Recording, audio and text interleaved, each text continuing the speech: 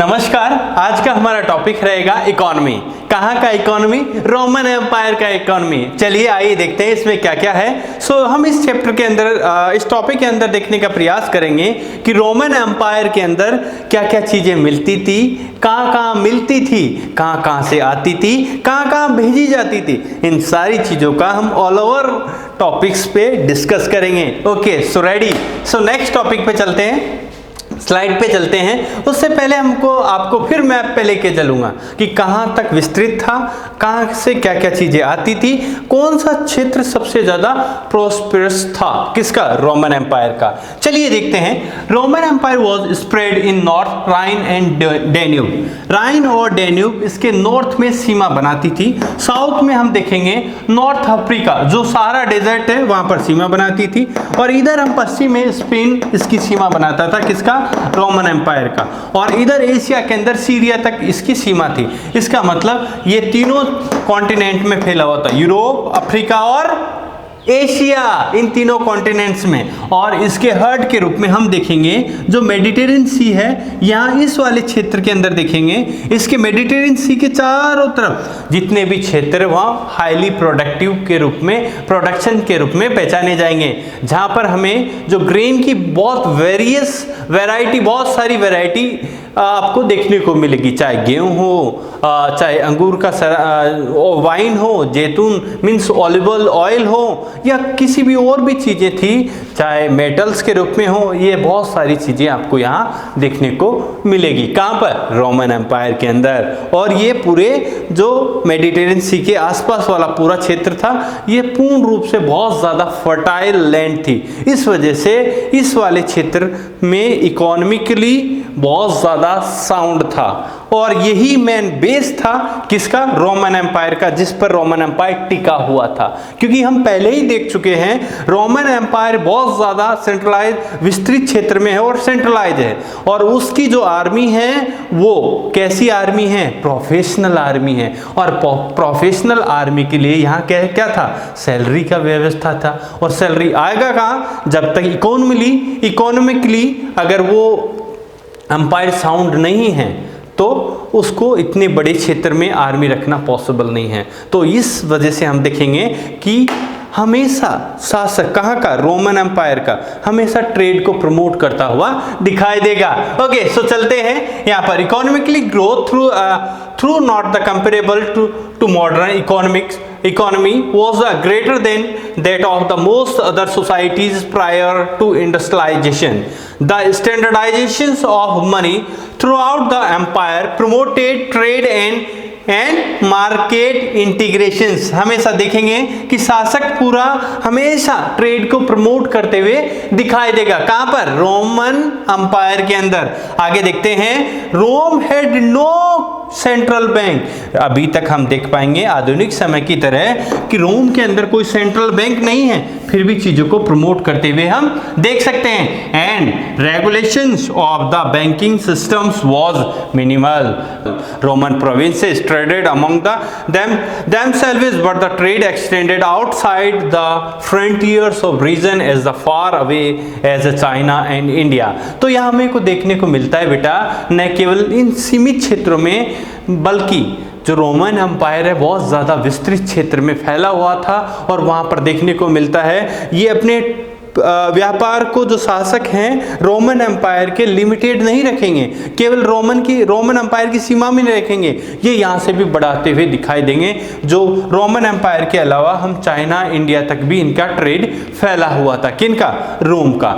एक इतिहासकार तो इतना कहते हैं कि यहाँ के जितने भी क्षेत्र थे, जो चारागाह क्षेत्र थे, वो ही कम होने लग गए थे, क्योंकि इतनी फर्टाइल लैंड थी, लोगों ने सबसे ज़्यादा एग्रीकल्चर में उसको कन्वर्ट कर दिया गया था। चलिए और भी चीज़ें देखते हैं। नेक्स्ट टॉपिक पे हम देखते हैं। नेक्स्ट स्लाइड के अंदर देखेंगे कि मेन कमोडिटी वॉज ग्रेन। कहाँ का ग्रेन था बेटा? रोमन एम्पायर में। ज़्यादातर चीज़ों का जो एक्सपोर्ट इंपोर्ट हो रहा था वो ग्रेन का था। कहाँ? रोमन में।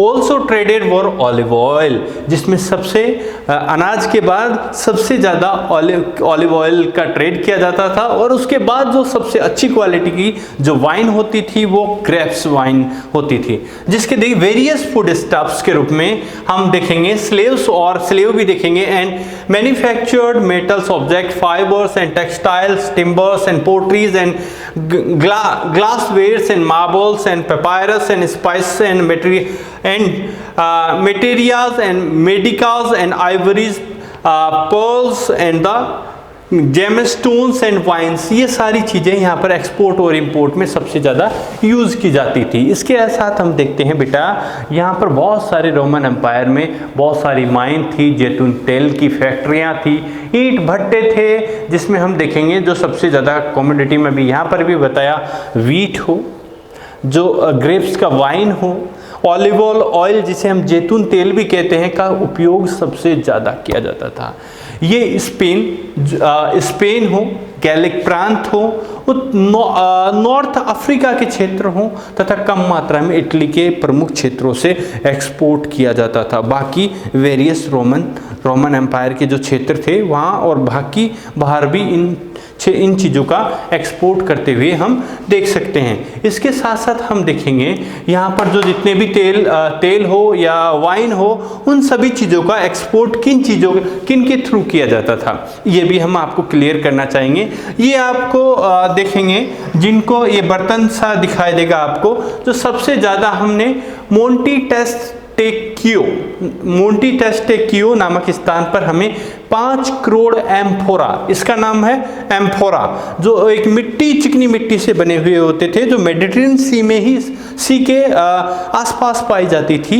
इसी क्षेत्र से इन्हें बनाया जाता है, क्षेत्र में पाई गई चिकनी मिट्टी से बनाया जाता था, जो स्पेशली इन बर्तनों का एम्फोरा का यूज़ जो भी लिक्विड चीज़ें होती थी, जैसे ऑलिव ऑयल हो या फिर और कोई चीज़ हो, जैसे उनको एक्सपोर्ट इंपोर्ट करने में इनका यूज़ किया जाता था। किनका बेटा? एम्फोरा का। और ये मिलते कहाँ से थे? मेडिटेरियन के आसपास वाला जो क्षेत्र था वहाँ चिकनी मिट्टी से इनको तैयार किया जाता था। किनको? एम्फोरा को।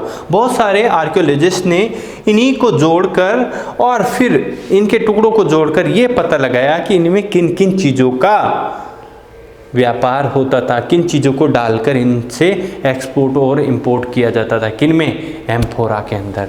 हम फिर देखते हैं कि स्पेन में 140 से लेकर 160, 140 से 160 एडी में जैतून तेल सबसे टॉप लेवल पर था। सबसे ज़्यादा जो प्रोडक्शन होता था स्पेन का होता था, और उसका वो ऐसा बहुत सारे इतिहासकार कहते हैं कि स्पेन ने क्वालिटी को बहुत अच्छा किया होगा और प्रोडक्शन क्वालिटी को तो अच्छा किया होगा, प्राइस में थोड़ा कम होगा। इस वजह से पूरे रोमन एम्पायर में जो स्पेन में जो प्रोडक्शन किया जाता था ऑलिव ऑयल का, वो हर जगह फेमस होने लगता है।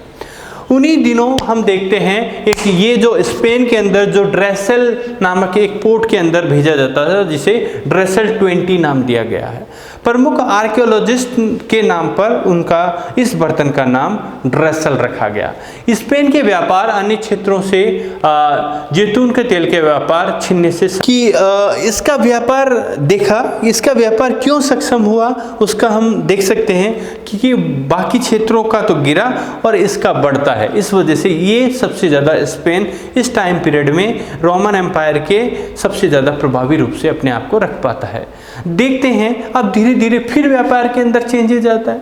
5th सेंचुरी तक जाते जाते अब अफ्रीका का व्यापार कम होने लगता है और बाकी क्षेत्र जो एशिया के कुछ क्षेत्रों का व्यापार में प्रभाव ज़्यादा बढ़ने लगता है, जिसमें हम प्रमुख रूप से देखेंगे सीरिया हो और फिलिस्तीन हो। यहाँ से भी हमें जो अंगूर की जो शराब थी, जो ग्रेप्स से जो वाइन बनाई जाती थी वो हो, और ऑलिव ऑयल सबसे ज़्यादा आने लगता है। और अफ्रीकन क्षेत्र का जो प्रमुख रूप से इजिप्ट वाला जो क्षेत्र है वहाँ का जो रेशियो धीरे धीरे गिरने लगता है।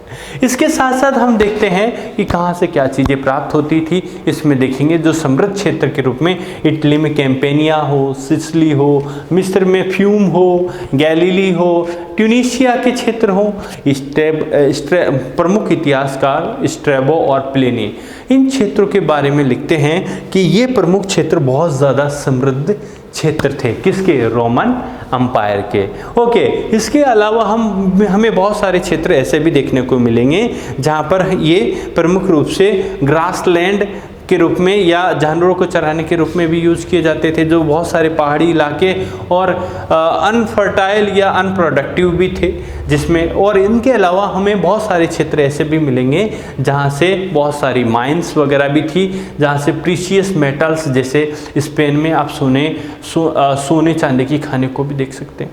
तो इस प्रकार कह सकते हैं कि जो रोमन एम्पायर था बहुत ज़्यादा प्रॉस्पेरस था, क्योंकि सारी चीज़ें चाहे ग्रेन हो, प्रीशियस मेटल्स हो या कोई अन्य कमोडिटी वो पूर्ण रूप से या भरपूर मात्रा में अवेलेबल थी।